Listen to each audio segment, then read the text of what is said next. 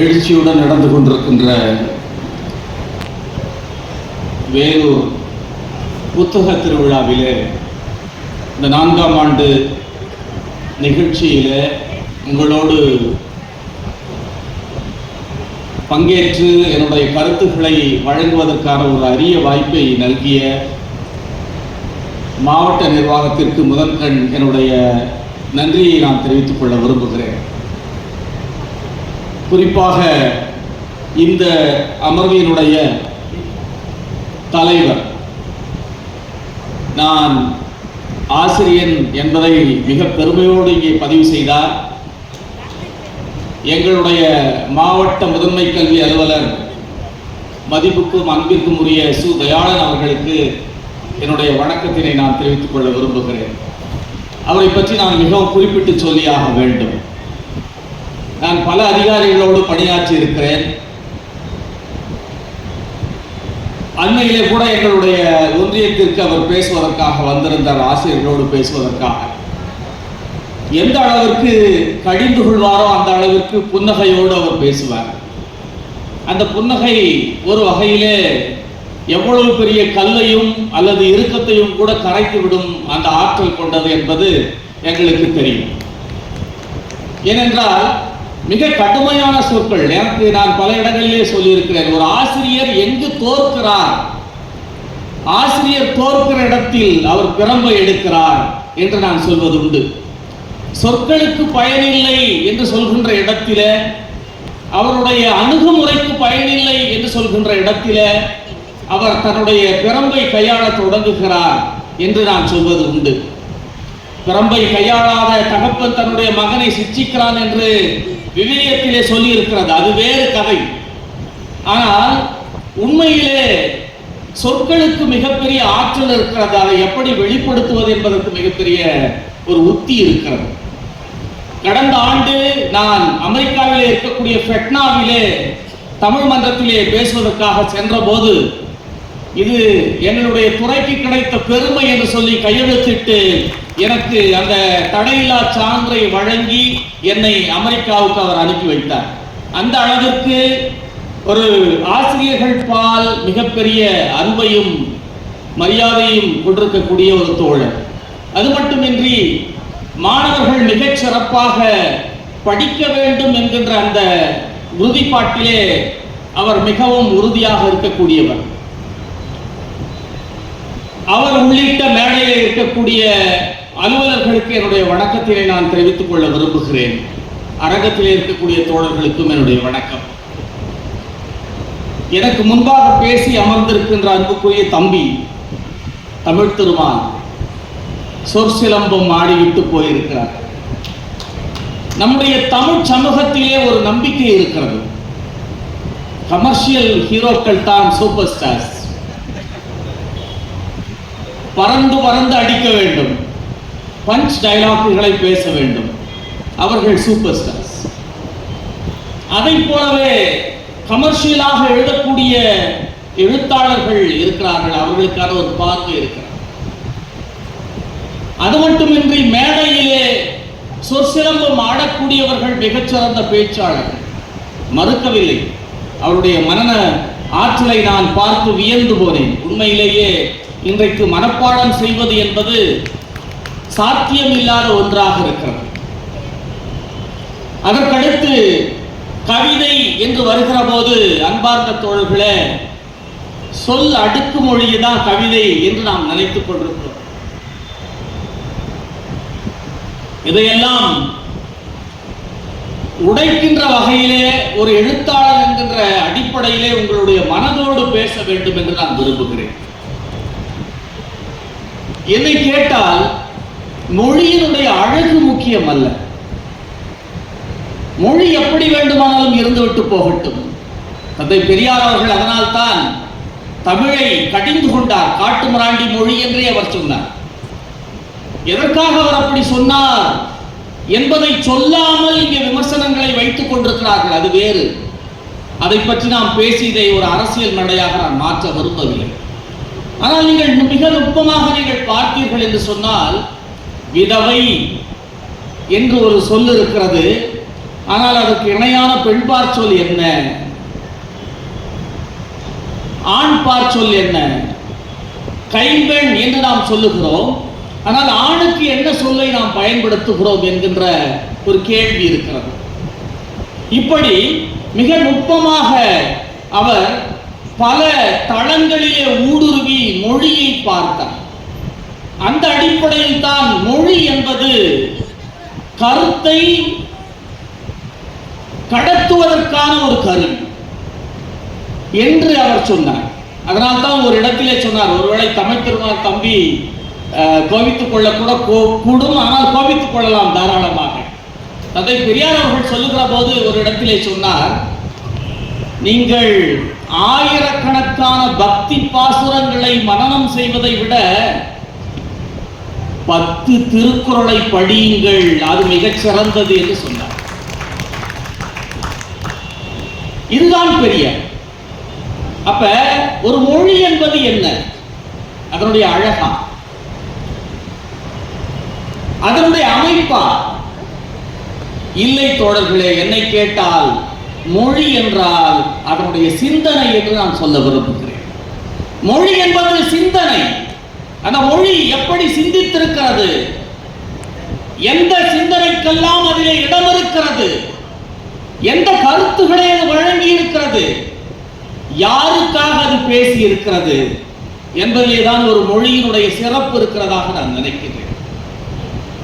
நீங்கள் யோசித்து பாருங்கள், உலகத்தில் நிறைய இலக்கியங்களை மொழிபெயர்ப்பின் வழியாக நான் படித்திருக்கிறேன்.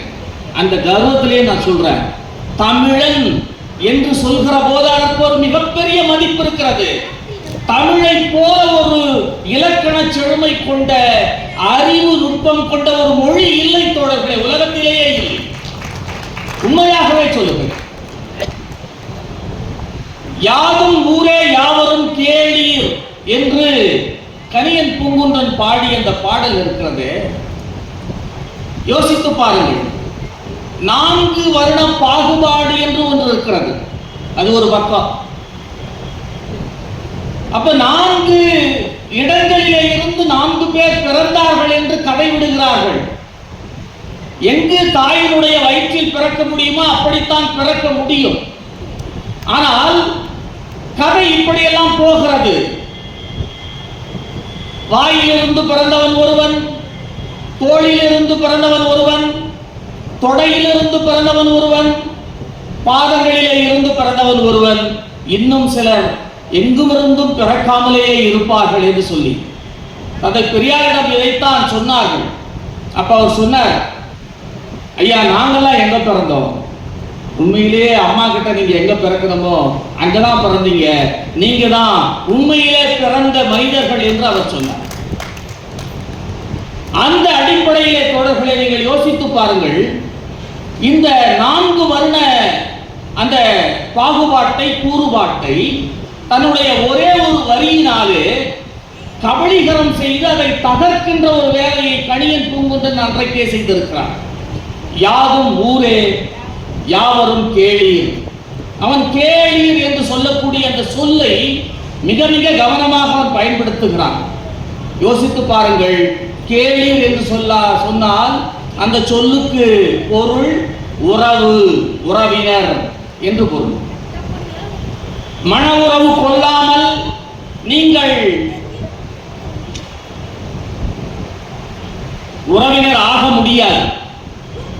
அப்ப கணியன் பூங்குன்றனுடைய பார்வை, எல்லா ஊரும் என்னுடைய ஊர் தான், எல்லா மக்களும் என்னுடைய மக்கள் தான், உறவினர் தான். இந்த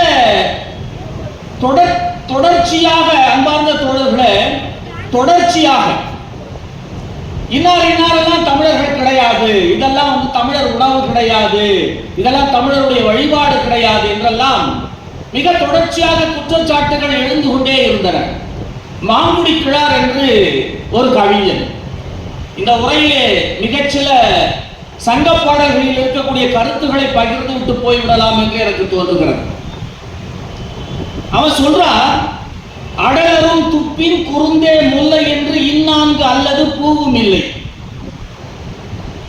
கருங்கால் வரகே இருங்கதிர் திணையே சிறுகொடி கொள்ளே பொறிகிழர் அவரையோடு இன்னான்கு அல்லது உணாவும் இல்லை.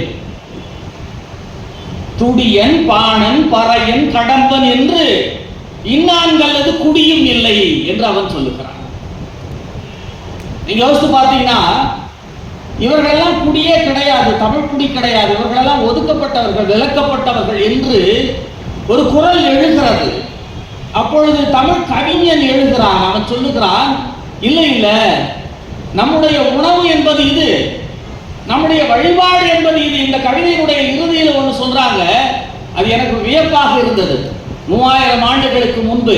அதனால தமிழ் சிந்தனை என்ன சொல்லுவாங்க அப்படின்னு சொன்னா, பொருள் முதல்வாத சிந்தனை என்று தமிழ் சிந்தனையை சொல்லுகிறார்கள். கருத்து முதல்வாத சிந்தனை கிடையாது, பொருள் முதல்வாத சிந்தனை. அப்ப இந்த சிந்தனையில வந்தவன் அவன் என்ன சொல்றான், எங்களுக்கு தெய்வம் என்பது யாரு? 4 கைகளை வைத்துக் கொண்டு, மாலை அணிந்து கொண்டு, கொடூரமான கருவிகளை வைத்துக் கொண்டிருக்கக்கூடியவர்கள் கிடையாது. போரில் நெஞ்சிலே குத்துப்பட்டு விழுப்பண்ணோடு விழுகிறானே, அவனுக்கு நடுகள் நாங்கள் சமைக்கிறோமே, அந்த நடுகள் தான் எங்களுக்கு வீரர்கள், அவர்களுக்கு நெல் உகுத்து நாங்கள் வணங்குவோம், அவர்கள் தான் எங்கள் தெய்வங்கள் என்று சொல்லுகிறார். இந்த சிந்தனை பாருங்க. முன்னோர்களை வணங்குவது மூடத்தனமாக அல்ல. இன்றைக்கு ரசிக மனோபாவம் அதிகமாகிவிட்டது. எனக்கு அவரை விட, எங்க வீட்டுக்காரரை விட அவரை தான் பிடிக்கும். எங்க வீட்டுக்காரே எனக்கு பிடிக்காதுங்க, எனக்கு அவரை தான் ரொம்ப பிடிக்கும். ரசிக மனோபாவம் என்பது இன்றைக்கு சீர்கட்டு போயிருக்கிறது. இந்த இடத்தில் தான் தமிழ் சிந்தனை என்ன சொல்லுகிறது என்பதை நாம் பேச வேண்டியதாக இருக்கிறது. அப்ப பாணன், பறையன், கடம்பன், துடியன் இன்னான்களது குடியும் இல்லை என்று சொல்லுகிற போது நீங்க நம்முடைய குடி, தமிழ் குடி என்று சொல்லுகிறார். தமிழ் திருமாவளவர்கள் பக்தி இலக்கியங்களை பற்றி பேசினார். தொடர்பில் ஒரு செய்தியை நான் உங்களுக்கு சொல்லணும். தமிழ்ல எது வந்தாலும் சமத்துவ சிந்தனையோடு அது மாறிடுது. தமிழினுடைய சிந்தனையுடைய ஆற்றல் நீங்க யோசித்து பாருங்க. வால்மீகி எழுதிய ராமாயணத்தில் ராமன் காட்டுக்கு போன பிறகு ராவணன் வந்து சீதையை எப்படி தூக்கி போகிறான் என்று வால்மீகி எழுதுகிறான் என்று சொன்னால், சீதையை தூக்கி தன்னுடைய தொடையின் மீது வைத்து அவளை இறுக பற்றி கொண்டு அவன் போகிறான் என்று வால்மீகி எழுதியிருக்கிறான். ஆனா கம்பன் அப்படி எழுதல. கம்பன் என்ன சொல்றான், அப்படியே அந்த பர்ணசாலையை அடியோடு பெயர்த்திப்படி கையிலே வைத்துக் கொண்டு அவன் போனான் என்று குறிப்பிருக்கிறது. இது தமிழ் மண்ணுக்கே உரிய அந்த கற்பு சார்ந்த பெண்களுக்கு தந்த அந்த இடம். அது மட்டுமல்ல, ராமனை எப்படி பார்த்திருக்கிறான் கம்பன், ரொம்ப ரொம்ப முக்கியமான ஒரு செய்தி.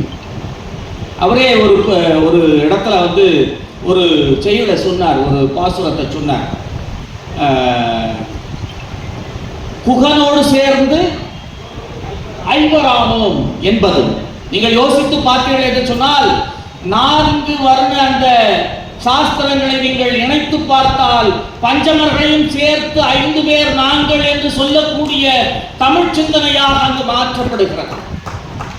இன்னொரு நுட்பமான செய்தியை நீங்கள் பார்க்க வேண்டும் தோழர்களே. ராமனை கம்பன் எப்படி சித்தரிக்கிறார், வால்மீகி எப்படி சித்தரித்திருக்கிறார்.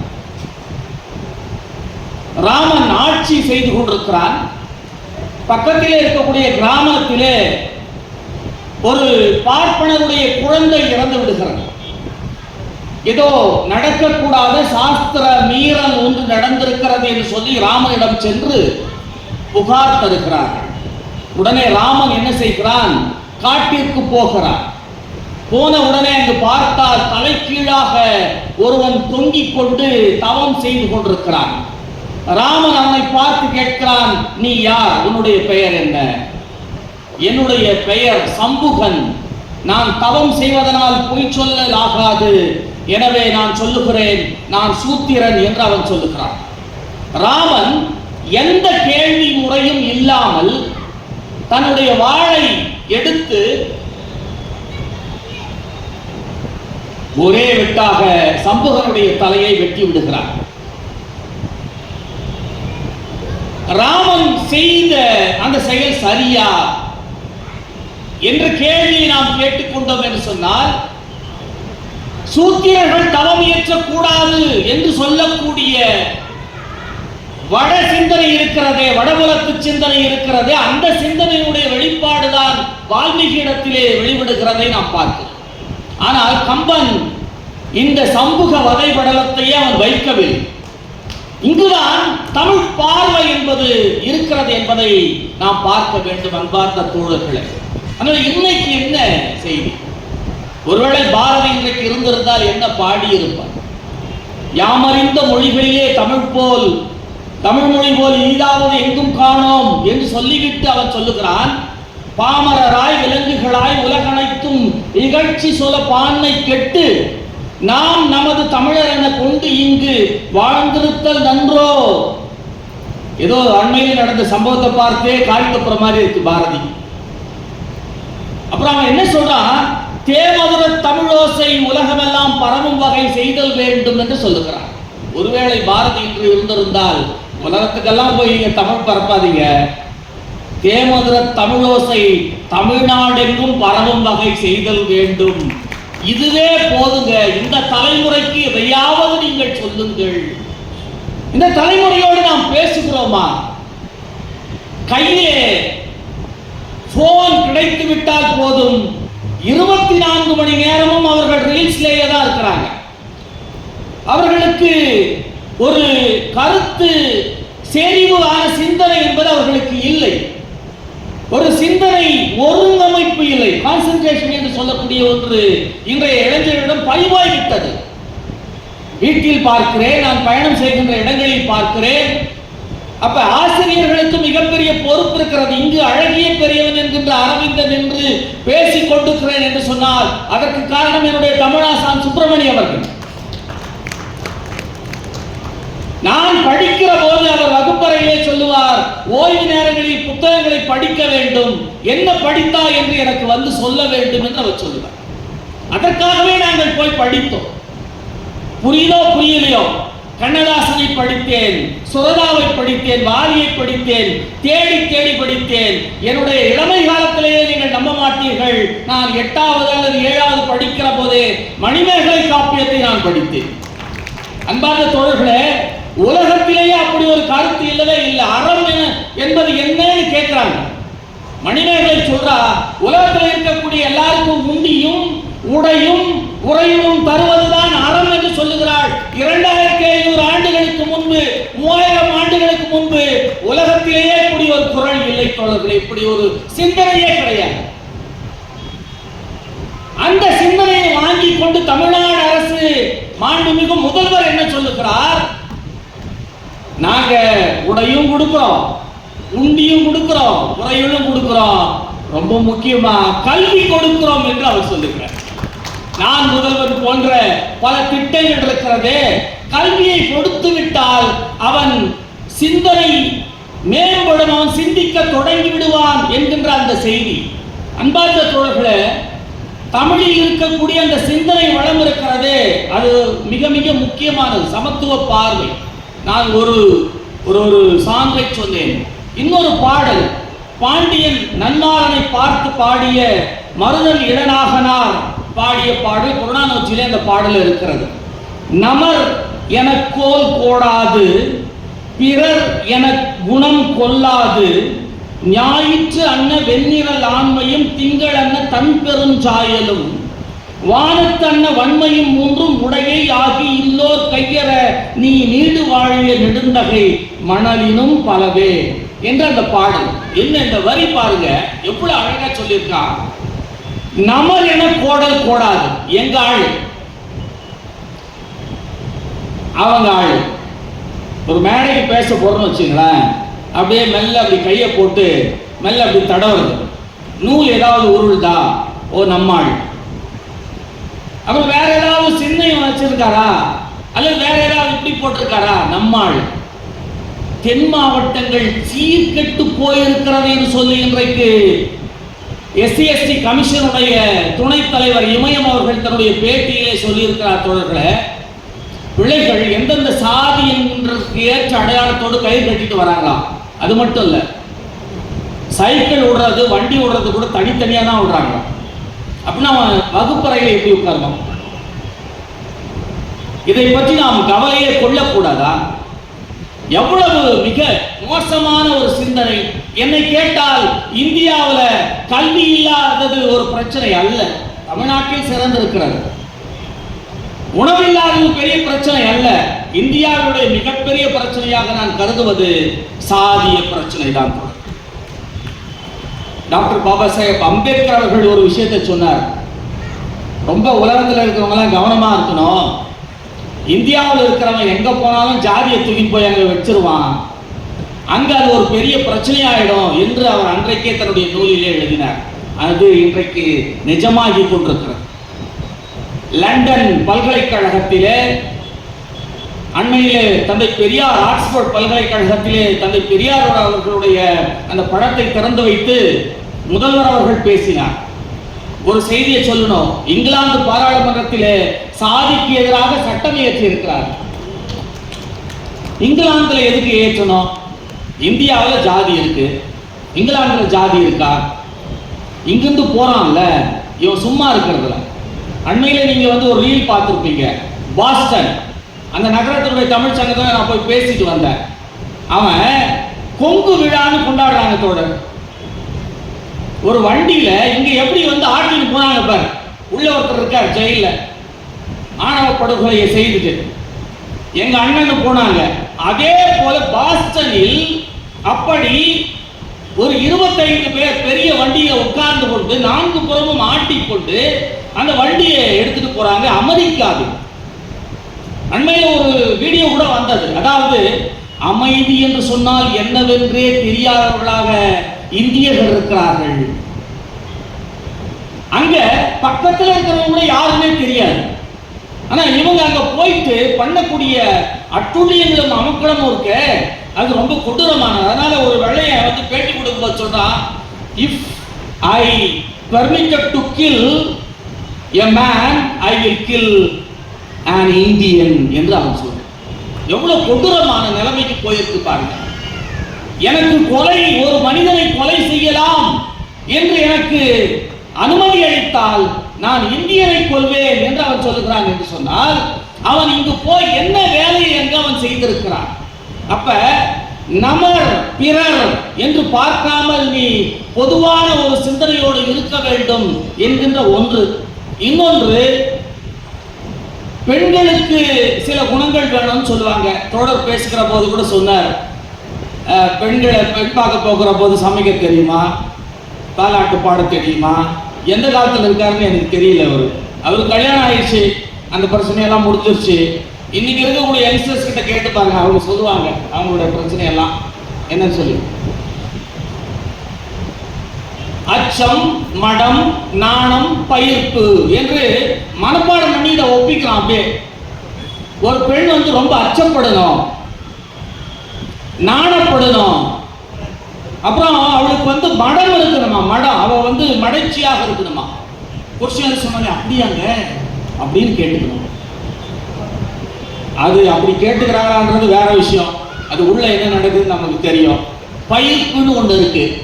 பயிர்ப்பு என்று சொல்வது அடுத்த ஆண் தொடுவதை அருவருப்பாக நினைப்பது என்பதுதான் அதனுடைய பொருள். அப்ப இது 4ம் இருக்கணும் அப்படின்னு சொல்றாங்க. சரி, ஆம்பளைக்கு என்ன இருக்கணும்? இந்த கேள்வியை நம்ம கேட்டுக்கணுமா இல்லையா? தமிழ் மிக அருமையாக இதற்கு ஒரு பதில் சொல்லுகிறார். சங்க பாடல்ல ஒரு அருமையான ஒரு பாடல். தலைவன் அவளை பார்க்கறதுக்கு போறான். எப்படி போறான்னா, தேர்ல போறான். தேரை போய் தூரம் நிறுத்திட்டு அதை நினைச்சா கூட தயங்கிடுவாடன்னு சொல்லி இறங்கி அப்படியே நடந்து போறான். போய் அவளை பார்த்து, நீங்க எந்த ஊரு, நீங்க எந்த ஊருன்னு கேட்கிறான். நீங்க அடிக்கோடு போட்டுக்கணும், நீ எந்த ஊருன்னு கேட்கலாம். பாடலே அப்படிதான் இருக்கு. நீங்க எந்த ஊரு என்று கேட்கிறான். அவ வாயே திறக்கல. உடனே இவன் போயிடறான். மறுநாள் திருப்பி அதே மாதிரி தேர் எடுத்துட்டு வரான். வந்த உடனே அங்க ஒரு காட்சியை அவன் பார்க்கிறான். என்னன்னா, அகன்ற இலை ஒன்று விழுந்திருக்கிறது. அந்த இலையில ஒரு நாவல் பழம் விழுந்திருக்கிறது. அந்த நாவல் பழத்தை ஒரு நண்டு எடுத்துட்டு போகுது. அவன் சொல்றான், இந்த நண்டு யாருக்கு எடுத்துட்டு போகுது தெரியுமா? இது வந்து தன்னுடைய இணைக்கு எடுத்துக்கொண்டு போகிறது, பெண் இணைக்கு எடுத்துக்கொண்டு போகிறது. இது ஆண் நண்டு. அப்பே தமிழை எது ஆண் நண்டு பெண் நண்டுன்னு கண்டுபிடிச்சிட்டோம் போல் இருக்கு. சொல்றாங்க. சொல்லிட்டு இப்படித்தான் நம்முடைய தோழமையும் இருக்கும் என்று சொல்லுகிறான். அப்பவும் வந்து பதிலே சொல்லலை. மறுநாளும் வரான். மறுநாள் வருகிற போது இவன் என்ன பண்றா, மனசு மாறிடுறான். அவங்கிட்ட வந்து சரின்னு சொல்லிடலான்னு இவளுக்கு வந்து தோணுது. அப்ப அவ சொல்றா, ரொம்ப முக்கியமா கவிஞன் வந்து எங்க நிற்கிறான், தமிழ் சிந்தனை எங்க இருக்கிறது பாருங்கள். அவன் சொல்றா, தோழிகிட்ட சொல்றா, அது அவர் வந்துட்டு இருக்காரு, தேரை நிறுத்திட்டு வந்து பேசுவாரு, எனக்கு ரொம்ப வெட்கமா இருக்கு, நான் போய் ஒழிஞ்சுக்கிறேன், நீ அவர்கிட்ட வந்து பேசு என்று சொல்லிவிட்டு அவர் மிகுந்த நாணுடையவர் என்று சொல்லுகிறார். இந்த கவிஞன் என்ன வார்த்தையை பயன்படுத்துறான், அந்த ஆண் என்னுடைய தலைவன், என்னுடைய காதலன், என்னை காதலிக்க விரும்புகிற அந்த ஆண் நாணம் கொண்டவன் என்று சொல்லுகிறான். அதனால்தான் பாரதி சொன்ன கற்பு என்று வருகிற போது அது ஆணுக்கும் பெண்ணுக்கு சமமா வைங்கடா, அதை பெண்ணுக்கு மட்டும் வைக்காத. நாணம் என்பது ஆணுக்கு இருக்கிற நாணம் ரொம்ப அழகானது. நாணம் பண்ற ஆண்களை பார்த்தீங்கன்னா உடனே நம்ம வேற மாதிரி பேச ஆரம்பிச்சிடறோம். அப்படி கிடையாது. நாணம் என்பதற்கு என்ன பொருள் என்று நீங்கள் அகராதியை தேடி பார்த்தால் தோழர்களே, அற்புதமான பொருள் இருக்கிறது. மானம் என்று மட்டுமல்ல, அறிவு என்றும் இருக்கிறது. அறிவுடையவன், அது மட்டுமல்ல, அவன் ஒரு மான உணர்வும் கொண்டவன் என்றெல்லாம் அந்த கூச்சம் இருக்கிறவன், வெட்கம் இருக்கிறவன் என்று இருக்கிறது. இங்க இன்னைக்கு வந்து அப்படியே ஒரு கூச்ச உணர்வு இருக்கிறதா? யோசித்து பாருங்க. துரத்தி துரத்தி காதலிக்கக்கூடிய ஒரு போக்கு இன்றைக்கு இருக்கிறது. அவ பதில் சொல்லலன்னு வச்சுங்களேன், வெட்டிடுறான். அதுக்கேற்ற மாதிரி தனுஷ் போடுறாரு பாட்டை, அட்ரா அவளை, வெற்றா அவளை. இதை வந்து ரொம்ப விரும்பி கேட்கிறார்கள் நம்ம ஆட்கள். பேட்டி கொடுக்கிற சின்ன பையனை என்ன சொல்றான் நீங்க பாருங்களேன், நீங்க பாருங்க, டெரரா இருக்குங்க அப்படின்னு சொல்றான். அப்புறம் கதற போறாங்க அப்படின்னு ஒரு வார்த்தையை வந்து அவன் பயன்படுத்துறான். இந்த கதற போறாங்க, டெரரா இருக்கும்ன்ற வார்த்தைகள் எல்லாம் இன்றைய இளைஞர்களை பார்க்கிற போது, இந்த சென்சி என்று சொல்லக்கூடிய இந்த தலைமுறை பார்க்கிற போது மிகவும் வருத்தமாக இருக்கிறது, பரிதாபமாக இருக்கிறது. அவர்கள் மேல தப்பே கிடையாது. நாமதான் அவர்களுக்கு வந்து சொல்லி கொடுக்கவில்லை. பெற்றோர்கள் தான் தலை முடிந்து இருக்க வேண்டும் என்று எனக்கு தோன்றுகிறது. அதுதான் உண்மை. நாம் ஒத்துக்கொண்டே ஆக வேண்டும். அவர்களிடம் நான் என்ன பேசியிருக்கிறோம், நான் வகுப்பறையே சொல்லுவேன், ஏமா நியூஸ் கேட்குறீங்களா பிள்ளைகளே? ஐயா அது எங்க ஏன் ஐயா கேட்குறீங்க? சீரியல் பார்க்குறாங்க ஐயா, ரிமோட்டே எங்க கையில கொடுக்க மாட்டேங்கிறாங்க ஐயா. அப்ப எப்படி போயிட்டு அவங்க பார்ப்பாங்க? என்னுடைய வகுப்பறையில் நான் மாணவர்களுக்கு சொன்னேன், உங்க ஊர்ல ஒவ்வொரு பஞ்சாயத்திலும் ஐயன் திருவள்ளுவர் பள்ளி அந்த நூலகங்கள் இருக்கின்றன, எத்தனை பேர் போய் படித்தீர்கள்? நீங்கள் போய் படியுங்கள் என்று சொன்னேன். நீங்கள் நம்ப மாட்டீர்கள்.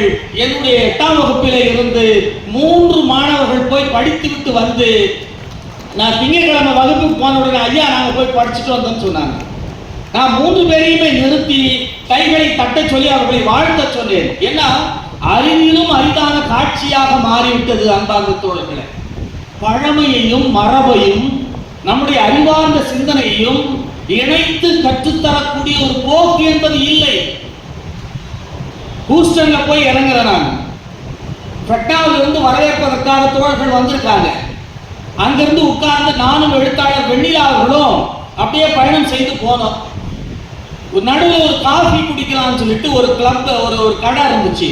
அமெரிக்காவை பொறுத்த மட்டும் எங்க வந்து நீங்க ஃபியூல் போடுவீங்களோ அந்த இடத்துலயே ரெஸ்டாரண்ட்ஸ் இருக்கும், ரெஸ்ட் ரூம்ஸ் இருக்கும், அது எல்லாமே இருக்கு. அந்த மாதிரியான ஒரு செட்டப் அங்க வந்து உண்டு. நீங்க ஆச்சரியப்படுவீங்க.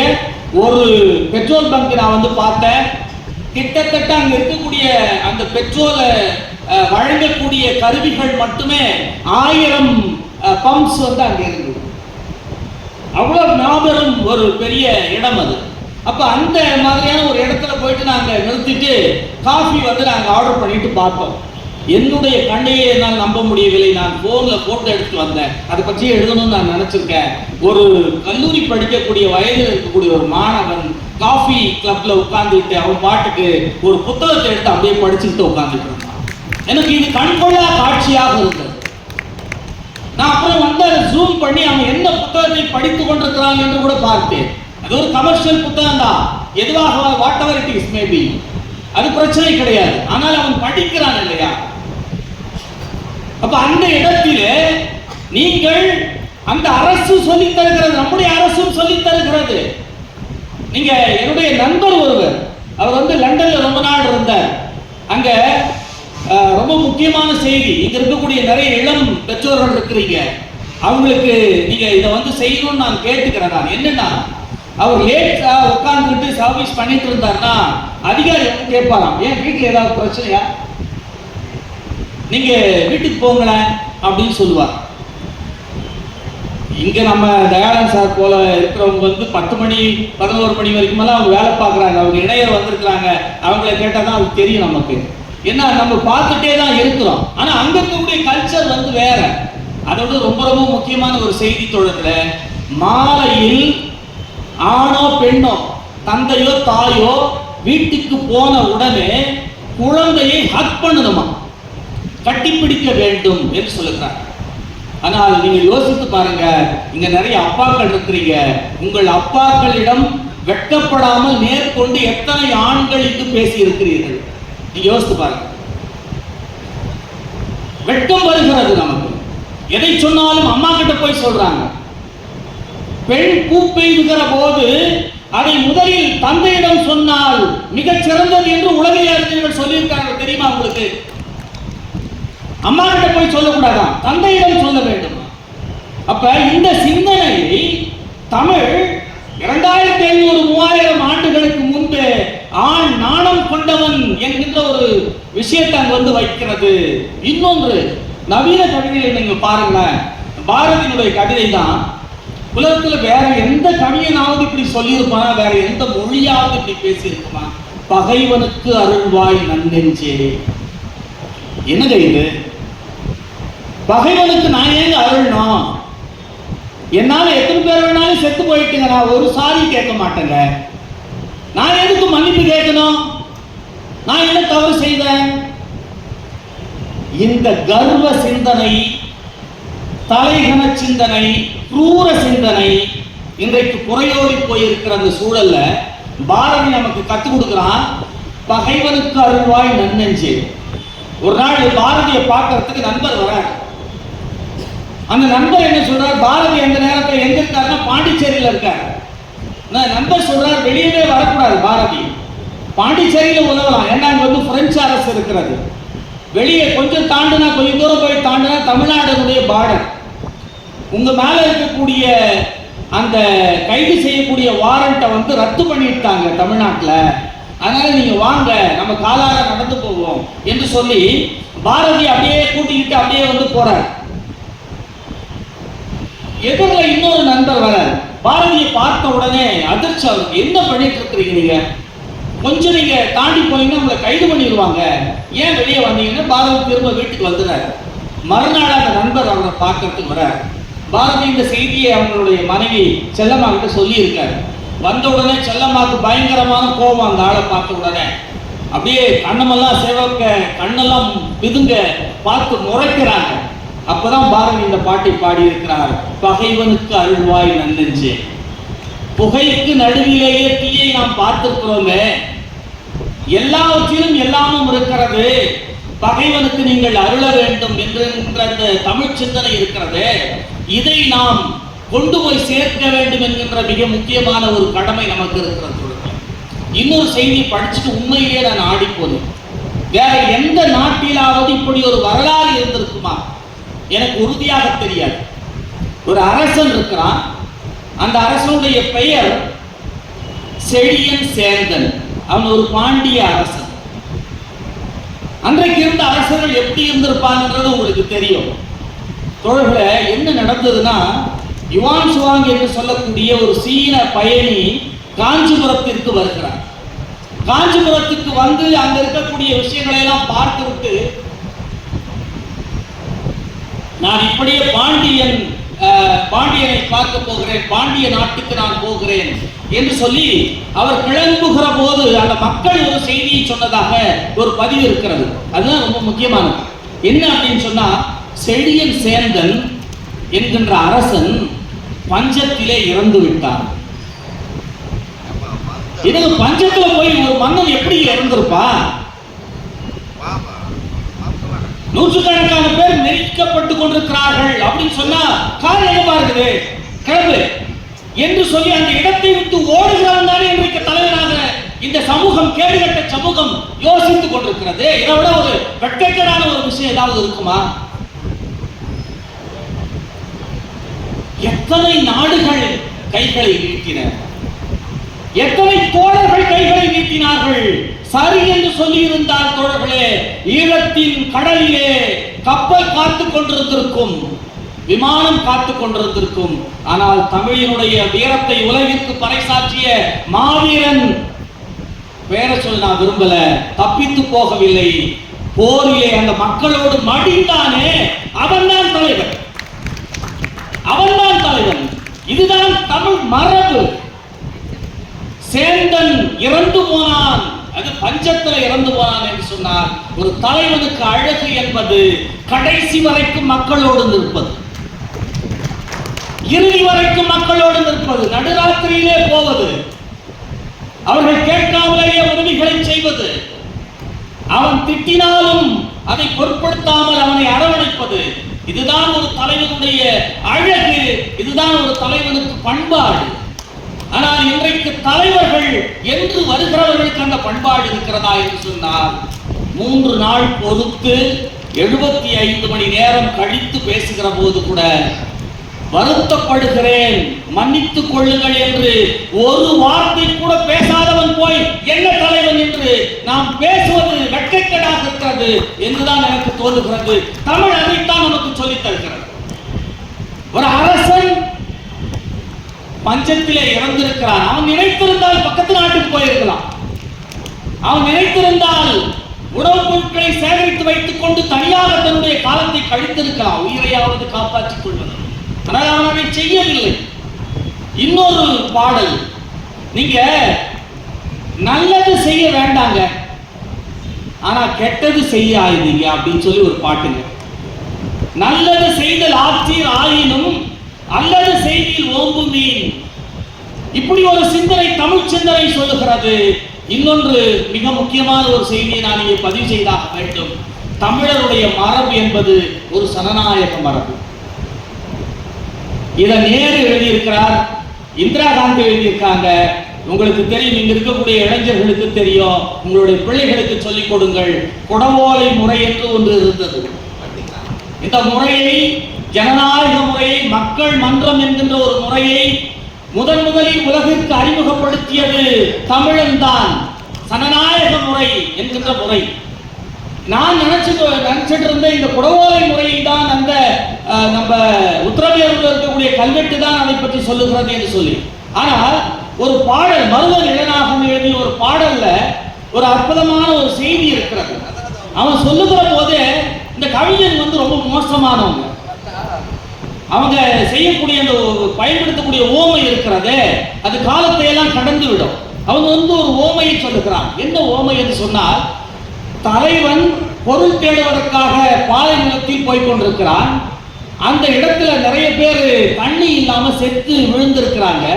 சிகப்பு கொண்டைகளை கொண்ட கழுகுகள் அவர்களுடைய வயிற்றிலே இருக்கக்கூடிய குடலை பிடுங்கி சாப்பிட்டுக் கொண்டிருக்கின்றன. இது ஒரு காட்சி. அதையெல்லாம் கடந்துதான் தன்னுடைய மனைவியை நினைத்துக் கொண்டு அவன் பொருள் தேடுவதற்காக அவன் போகிறான். இது ஒரு காட்சி. ஆனா கவிஞன் அங்கே நிற்கிற. அவன் என்ன சொல்றான், ஓலையை கயிற்றில் கட்டி குடத்தில் போட்டு ஒவ்வொன்றாக எடுப்பது போல, அந்த தேர்தலின் சமயத்தில் ஒவ்வொன்றாக எடுப்பதை போல கழுகுகள் பிடுங்கிக் கொண்டிருக்கின்றன என்று சொல்லுகிறான். எனக்கு அதை படிச்ச உடனே வாக்கு திருட்டுன்னு ஒரு பிரச்சாரம் இங்கு போயிருக்குது இல்லையா, அதுதான் எனக்கு உண்மையிலே ஞாபகம் வந்துச்சு. உடலை பிடிங்கி எடுத்துறது கழுகு, வாக்க பிடிங்கி எடுத்துறாங்க இவங்க என்று சொல்லக்கூடிய அந்த அந்த ஒப்பீடு ரொம்ப அற்புதமாக இருந்தது தோழர்களே. இப்படி தமிழினுடைய சிந்தனை என்பது மிக அற்புதமான ஒரு சிந்தனை. சமத்துவ சிந்தனை, பெண்களை மதிக்கின்ற சிந்தனை, ஆண்கள் நானுடையவர்களாக இருக்க வேண்டும் என்கின்ற சிந்தனை. வேற எந்த மொழியிலையும் சொல்லலைங்க. படி படி என்று சொன்னது தமிழ் மட்டும்தான். படிச்சா உன் காதல ஈயத்தை காய்ச்சி ஊத்திடுவேன், நீ வேதம் ஓதுற இடத்துல போய் நிக்க கூடாது, அது காதலியே கேட்க கூடாது என்று சொன்ன சாஸ்திரங்களுக்கு எதிராக படி என்று சொன்னது தமிழ்தான். கற்கை நன்றே கற்கை நன்றே பிச்சை புகிலும் கற்கை என்று அதற்கும் முன்னு போறான். அதாவது ஆரிய படை கடந்த நெடுஞ்செழியன் அவன் சொல்றான், உற்றுடி உதவியும் உருவொருள் கொடுத்தும் பிச்சை முனியாது கற்கை நன்றே என்று அந்த பாட்டில் அவன் சொல்றான். எது வேணாலும் செஞ்சு நீ படித்து விடு என்று அவன் சொல்லுகிறான். அப்ப இந்த சிந்தனை என்பது சாதாரணமான சிந்தனை இல்லை. அப்ப இந்த சிந்தனைகளை எல்லாம் கொண்ட அந்த இலக்கியம் என்பது என்ன செய்யும் என்று சொன்னால், அதுதான் மக்களோடு நேரடியாக பேசும், உங்களுடைய மனதோடு பேசக்கூடியதுதான் இலக்கியம். நம்முடைய மாவட்ட கல்வி அலுவலர் சொன்னார் இல்லைங்களா, பிள்ளைகள் படிக்க வேண்டும் என்று சொல்லி. அவன் படிச்சான்னா அவன் யோசிக்க தொடங்கி விடுவான். புதுமை பித்தன் ஒரு இடத்துல சொல்றான், ஒரு இலக்கியம் என்ன செய்யும், உங்களுடைய மனசோட நீங்க அது பேசிவிடும், உங்களுடைய சிந்தனையை மாற்றிவிடும். நீங்கள் போட்டிருக்கிறீர்களே பாப்ளின் ஷர்ட், புதுமை பித்தனுடைய கதையில ஒரு இடம் வருது, ஒரு பாத்திரம் பேசுது, நீங்க போட்டிருக்கீங்களே பாப்ளின் ஷர்ட், உங்க ஷெல்ஃப் ஃப்ரேம் கண்ணாடி எல்லாமே அவர்கள் வயிற்றில் இருக்க வேண்டியதை திருடியதால் வந்தது தான். அதுக்கு மேல என்னால படிக்கவே முடியலங்க. ஒரு கலைஞனால் மட்டும்தான் இப்படி சொல்ல முடியும். எவ்வளவு துணிச்சலாக துணிகரமாக சொல்லுகிறார். நீங்க அவனுடைய சோத்தை திருடி இருக்கிறீங்களா, இது அநியாயம், கேவலம். அவனுடைய வயிற்றில் இருப்பது, அவன் சோற கூட சொல்லல புதுமை பித்தன், அவனுடைய வயிற்றில் இருக்க வேண்டியது திருடியதால் உருவானது. அப்ப அவனுடையதை திருடி, நீங்கள் வயிற்றில் இருப்பதையே திருடி உங்களுடைய சட்டையாக நீங்கள் அணிந்து கொண்டிருக்கிறீர்கள், உங்களுடைய ஷூவாக அணிந்து கொண்டிருக்கிறீர்கள், உங்களுடைய கால் சட்டையாக அணிந்து கொண்டிருக்கிறீர்கள், உங்களுடைய கண்ணாடியாக அணிந்து கொண்டிருக்கிறீர்கள் அப்படின்னு சொன்னா, இந்த உலுக்கள் இருக்கிறது இல்லையா, இது சாதாரண ஒன்று அல்ல. இந்த சிந்தனை நூல்களை படிக்கிற போதுதான் உருவாகும் என்பது மிக மிக முக்கியமான ஒரு செய்தி. இங்க எதிர கவிஞர் ரகசியன் உட்கார்ந்து கொண்டிருக்கிறார். அவருடைய அண்மையில வந்த ஒரு தொகுப்பு, அதுல கணியன் பூங்குன்னனை விட அவர் தாண்டி விட்டார் என்பது ஒரு கவிதை. அன்பார்ந்த தோழர்களே, வானமே என் கொடி அவருடைய கவிதை சொல்லுகிறது. ரகசியம் கொஞ்சம் எழுந்து கூட நிக்கலாம். வானமே என்னுடைய கொடி, மழையும் வெயிலுமே என் மொழி, யாவரும் உறவென்பது என் ஈயம், இன்னொரு கோளில் உயிர்கள் இருப்பின் அதுவரை நீளும் என் நாட்டின் எல்லை என்று அவர் எழுதுகிறார். யாரும் முறை யாவரும் கேள்விகளெல்லாம் கிடையாது. இன்னொரு கோள்ல ஏதாவது உயிர்கள் இருந்தால் அதுவரைக்கும் என்னுடைய உறவின் எல்லை நீளும் என்று சொன்னால் இவரெல்லாம் கவிஞன். அப்ப தமிழ் சிந்தனை எதை உருவாக்குகிறது என்று சொன்னால் இந்த சிந்தனைகளைத்தான் உருவாக்குகிறது. ஒரு ஐக்கு இருக்கிறது, அந்த ஐக்கு படித்த உடனே ரொம்ப நேரம் யோசிச்சுட்டே இருந்தேன். அது ஜப்பானிய ஐக்கு. இரவெல்லாம் தூக்கம் இல்லை, ஓயாத தவளை சத்தம், இரவெல்லாம் தூக்கம் இல்லை, ஓயாத தவளை சத்தம், நேற்று விற்ற நிலத்திலிருந்து என்று அந்த கவிதை. அப்படியே அதை படித்தவுடனே ஒரு உருக்கம். அப்படியே ஒரு கவிஞர், நம்ம கவிஞர் எழுதுறாரு, அவர் பேர் மு பிரபு. அவர் இங்கதான் உட்கார்ந்துருக்காரு. காது முழுக்க சலங்கை சத்தம், தூங்க முடியவில்லை, நேற்று அழகு கடையில் வைத்த மகளின் கால் கொலுசு. அப்ப தமிழ் சிந்தனை என்பது ஒரு மொழி அல்ல, அது வைத்திருக்கக்கூடிய ஒரு சிந்தனை தான் அந்த மொழியை மேம்படுத்துகிறது, அந்த மக்களை மேம்படுத்துகிறது. அந்த அடிப்படையிலே தோழர்களே, நம்முடைய மொழி என்பது மிகச்சிறந்த மொழி, உண்மை, அதை மறுக்கவே முடியாது. அதில் இருக்கக்கூடிய இலக்கியங்கள் இருக்கின்றனவே, அதை ஒப்பிடவே முடியாது. அப்படியான அருமையான சிந்தனைகளை கொண்டவை நம்முடைய இலக்கியங்கள். ஆனால் அதில் இருக்கக்கூடிய அந்த கருத்தியல் வளம் இருக்கிறது, அது உலகத்தின் எந்த மனிதருக்கும் போட்டியிட மட்டுமல்ல, வழிகாட்டக்கூடிய சிந்தனைகளாக அது இருந்து கொண்டிருக்கின்றன என்பதுதான் உண்மை. வள்ளுவன் ஒருவரே போதும். குறளை நீங்கள் படித்தால் போதும். நீங்க என்ன படிச்சு என்ன பிரயோஜனம்? இன்னொருடைய கஷ்டத்துக்கு உருகல அப்படின்னு சொன்னா நீங்க படித்து பிரயோஜனம் இல்லை என்று சொல்லுகிறார். உருவு கண்டு எல்லாமை வேண்டும், உருட்பெரும் தேர்க்கு அச்சாணி உடைத்து என்று ஒரு குறள் இருக்கிறது. நீங்க பாருங்க, நான் கேட்ட உடனே ஆடி போயிட்டேன். ஒருவனுடைய உருவத்தை பார்த்து நீங்க மதிப்பிடாதீங்க. அவன் குள்ளமாக இருக்கலாம், கருப்பா இருக்கலாம். நான் இந்த குறளை அடிக்கடி என்னுடைய வகுப்புல சொல்லுவேன். நான் அந்த தெருவுல இருந்து வரலாம், இந்த தெருவுல இருந்து வரலாம். அவன் குண்டா இருக்கலாம், அவன் பெண்ணா இருக்கலாம், ஆணா இருக்கலாம். ஆனா ஒரு சின்ன அச்சாணி இருக்கிறது இல்லையா, அதை கொண்டுதான் ஒரு பேரே ஓடிக்கொண்டிருக்கிறது. பெரிய சக்கரம் தான் பெருசு, அங்க இருக்கக்கூடிய கோபுரம் தான் பெருசு, பீடங்கள் தான் பெருசு என்று நீங்க நினைக்க வேண்டாம்.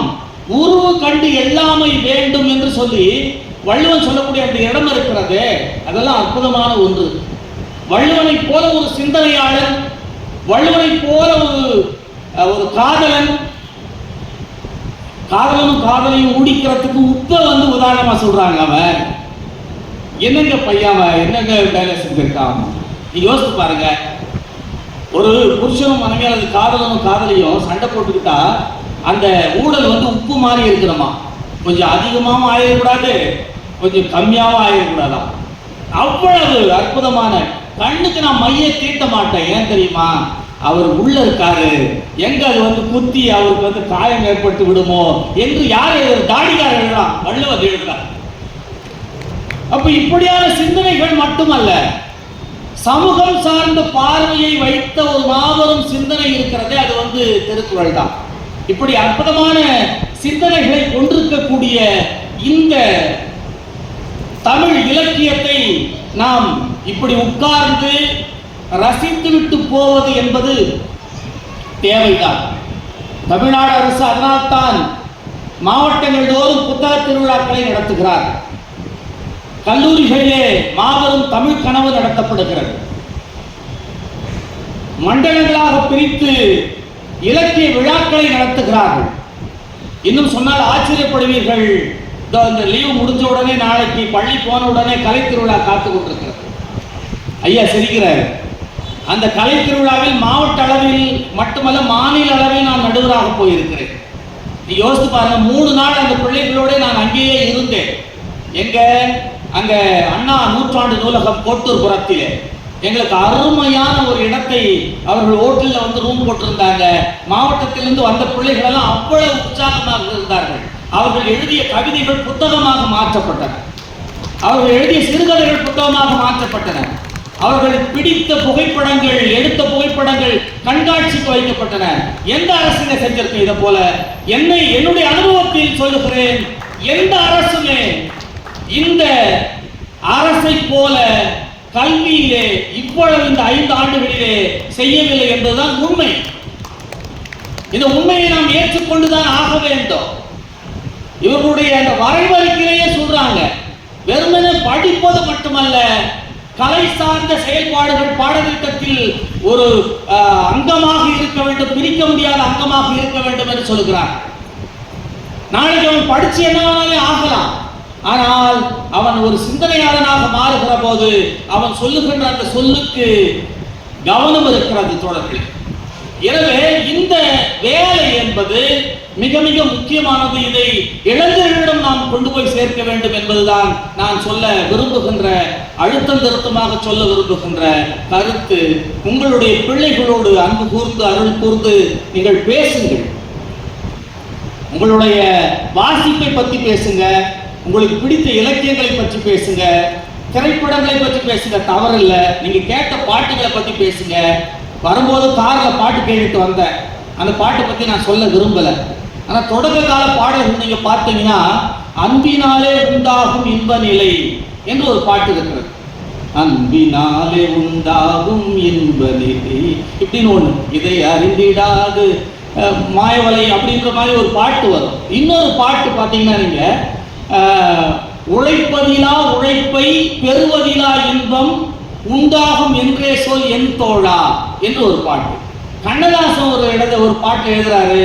அதாவது எல்லாருக்கும் எல்லாமே கிடைக்க வேண்டும் என்று சொல்லுகிற அந்த பொருள்ல எல்லாரும் எல்லாமும் பெற இல்லாத நிலை வேண்டும். இப்படி ஒரு பாட்டு இப்ப வந்து காட்டியிருக்க முடியுமாங்க?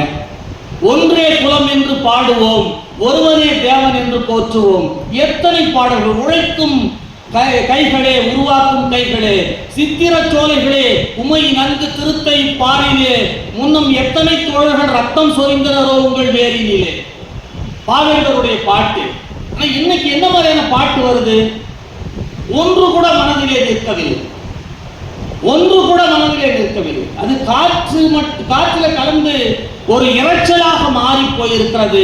இசையமைப்பாளர்கள் இல்லை அவர்கள், இன்றைக்கு இருக்கிறவர்கள் இரைச்சல் அமைப்பாளர்கள் என்றுதான் அவர்களை சொல்ல வேண்டும். இவர்களை நாம் நெறிப்படுத்த வேண்டும் என்று சொன்னால் நடந்த சம்பவங்களுக்கு உண்மையிலேயே அரசு பொறுப்பல்ல, அல்லது அது தலைவர் என்று நினைத்துக் கொண்டிருக்கிறவரும் பொறுப்பல்ல. குற்றவாளிகள் மக்கள் தான். இளம் பிஞ்சுகளை தூக்கி கொண்டாக சென்று சின்ன வயதில் இருக்கக்கூடிய இளைஞர்கள் அங்க போய் நின்று என்னத்தை வந்து சாதித்து விட போகிறார். அப்ப இவ எங்கு பிழை இருக்கிறது என்று சொன்னால் அங்கேதான் பிழை இருக்கிறது. ஒவ்வொரு குடும்பத்திலும் வீட்டிலும் நாம் குழந்தைகளிடம் பேச வேண்டியதாக இருக்கிறது. நீங்க கடைசியா உங்க குழந்தைகிட்ட மனம் விட்டு நீங்க என்ன பேசுனீங்க? நீங்க பேசணும். பெண்களுக்கு மாத விடைவு என்று ஒன்று இருக்கிறது. நீங்க சொன்னா அதிர்ச்சி அடைவீங்க. 45 வயதுக்கு மேல நாங்க 4 பேரும் ஆண் பிள்ளைங்க.